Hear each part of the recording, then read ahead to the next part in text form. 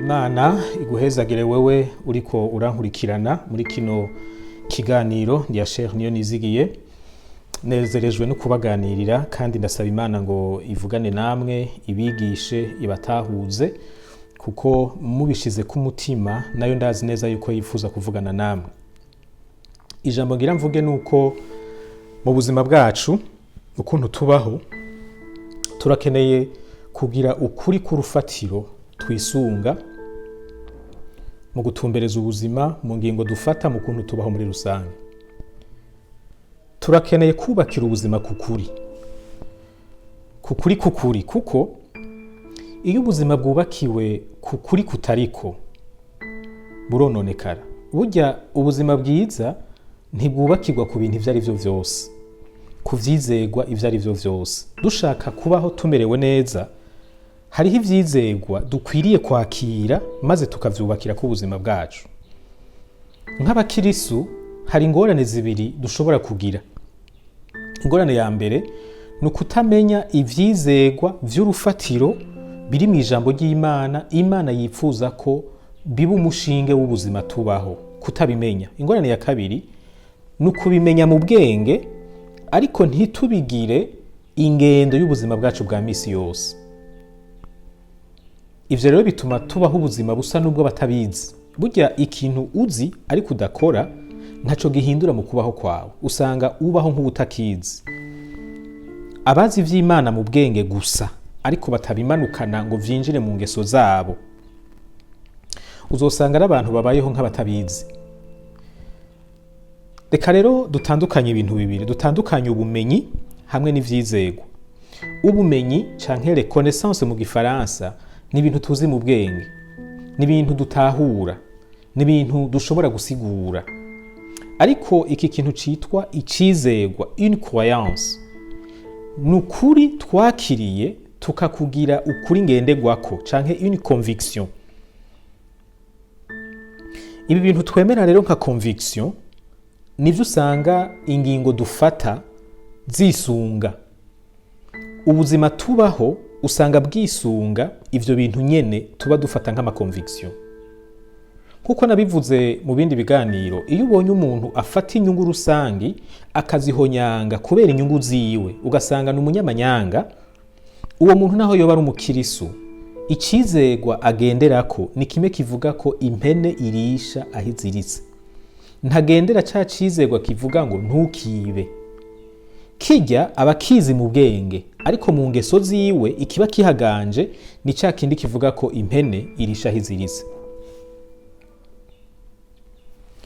Ingorane rero ishika iyo abakirisu badashoboye gutuma igihugu cabo gihinduka, nuko ivyo bari gufata nk'ivyizegwa ngenderwako, nk'ukuri ubuzima bwabo bwubakiyeko, usanga biri mu bwenge gusa, maze vya bindi vyari bikwiye kuba ibintu bizira mu buzima bwabo, ugasanga nivyo vyizegwa vy'ukuri ubuzima bwabo bwubakiyeko.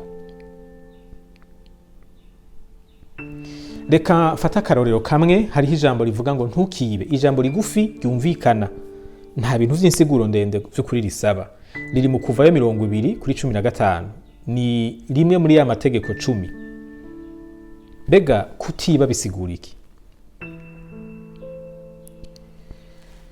Igihe cose utunze ikintu kitari icawe uba ucivye. Ikintu utakoreye ngo bakiguhembe, canke ikintu utaguze mu mafaranga wakoreye, ikintu utagabiwe, ikintu utahawe n'umuntu kanaka ngo avuge ngo iki kintu cari icy'iwanje ariko guhera muri uwo mwanya kibaye icy'iwawe, canke ikintu utarazwe. Ico warazwe twogishira hamwe n'ico uhawe. Ico utakoreye canke utahawe si icy'iwawe. Igihe cose utunze ikintu kitari muri ivyo bibiri, utakoreye kandi utagabiwe, uburenze kuri iri tegeko Imana yatanze. Gutunga ikintu utakoreye utahawe uba wivye. Nimba warabeshe ukaronka ivyo utategerezwa kuronka, uba wivye. Nimba uhawe umushahara w'akazi utakoze, warivye.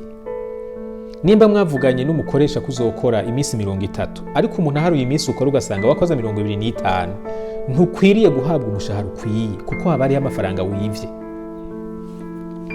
Nimba mwasezeranye n'umukoresha kuzokwama ukora amasaha 8 ku munsi ugaca ukora amasaha 5, hariho amasaha wivye uwo mukoresha wawe. Nimba ugiye kudandaza ukadandaza ibintu vyapfuye ugaheza ukabesha abantu, ayo mafaranga utwaye urayivye kuko ntakwiranye na kirya kintu wadandaje. Ariko uravye abantu ukuntu babaho mu mico yacu, ni bangahe batunze ibintu batakoreye canke bidahwanye n'ivyo bakoreye canke batahawe, kandi kwitwa abakirisi ugasanga nibisanzwe. Mbere ivyo nyene bivye ugasanga barabitangamo n'imperezwa, bakumva nyene ko bashimiye Imana ko bakoreye Imana. Ni bangahe gutunga ibintu birimwo amanyanga, ibintu birimwo ubugunge, ibintu birimwo akarenganyo, ibintu birimwo ibinyoma, usanga ataco bibabwiye. Bagatunga ibintu batoshobora kwemanga habona, bazi neza yuko bigiye habona ibara ryoba riguye. Bakarenga amategeko bayazi kugira ngo baronke ubutunzi. Ubutunzi bazi neza yuko kugira baburonke babanje guhonyora amategeko. Iyo bihenze muri banki bagatanga amafaranga arenze ayo bategerezwa gutanga, ni bangahe babibonye bayagarukana. Hari habo nigeze kubibaza baca bavuga ko ngo Imana yobibahaye, ngo Imana iba yakoze ukuntu kugira ngo aronke. Mwebwe Imana mwizeye kugira ngo ibahe ibanza kwaka uwundi muntu? Mbega mwibaza ko Imana idashoboye kubaha itabanje gutera amagogo uwundi muntu? Ahubwo wewe ubuhawe test, isuzumwa kugira ngo ubwizigirwa bwawe bupimwe. Niwabona baguhaye amafaranga arenze ayo wategerezwa kuronka, ntuzuyatware, uzobutsinzwe muri uko gusuzumwa. Ni bangahe iyo babonye ikintu catakaranya umuntu, ikintu c'agaciro, bagira utuguvu na dukeya two kurondeza uwo muntu. Vuga bati nagitoya hambe yasha nindi yagitaye, bakarondera abo bobaza. Hari abazi yuko ngo iyo batoye ikintu mwibarabara ni kwa kundi ngo Imana bimuhaye. Ni kubera iki wewe nawe ugitaye utavuga ko Imana ihaye uwundi muntu? Kwiba bifise iforoma nyinshi cyane, bikorwa kwinshi.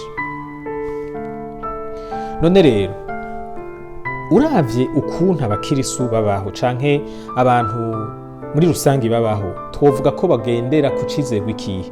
Ntukibe canke impene irishaho izirisi.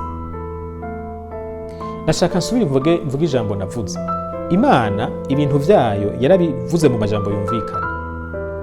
Ahasigaye ni twebwe turumvira canke turagarariza. Ariko ico duhitamo cose twitege n'inkurikizi zacu. Nkuko navuze, abantu b'abanyamahane ntibashobora kubaka igihugu c'amahoro. Igihugu c'amahoro cubakwa n'abantu b'abanyamahoro, abantu birinda gukoreranira ikibi, abantu basaba imbabazi iyo bakoze ikibi, abantu baharira iyo bakorewe ikibi, abantu basubiza hamwe iyo bafite ivyo bapfuye. Tubaye abantu b'inzigo, tukareka gukora ico ijambo ry'Imana rivuga, tugakora ivyo twumva bitujemwo, ivyo dukunze, ibimenyerewe, ibijanye n'imico yacu, ntituze dutangare igihugu cacu canke imiryango yacu canke ikibano cacu kibaye nabi. Kuko ico Imana yavuze niwo muti w'ingorane zacu, ariko uwo muti uzodufasha ari uko twemeye kuwunywa. Wewe uri kuranyumviriza nk'umukirisu, uri mu bubakiye ubuzima bwabo ku cizerwa kivuga ngo ntukibe, canke uri muri babandi bubakiye ku cizerwa kivuga ngo impene irishaho iziritse? Ushobora kuba udafise aho uziritse mugabo woha gushira, ukaba ufise ububasha bwo kubesha no kwiba no kugunga no kurenganya, ubwo ntiwobikora kandi uri umukirisu. Imana idufashe. Ndagutera intege ndagusabira ngo ugendere mu ijambo ry'Imana, ugire umwete wo gukora ico Imana yavuze. Nturabe ngo abantu baragikunda, ngo abantu baragishigikiye. Kuba Imana yarakivuze birahagije kugira ngo ukugire itegeko ry'ubuzima bwawe. Niyo abantu bahindutse bagwira, inkurikizi zo guhinduka tuzozibona mu buzima bwacu bwa misi yose. Imana ikugirire neza, Imana ibandanye kwigisha kandi izi gukoresha ivy'ubuhizi mu gihe cyo kubaho kwawe. Amen.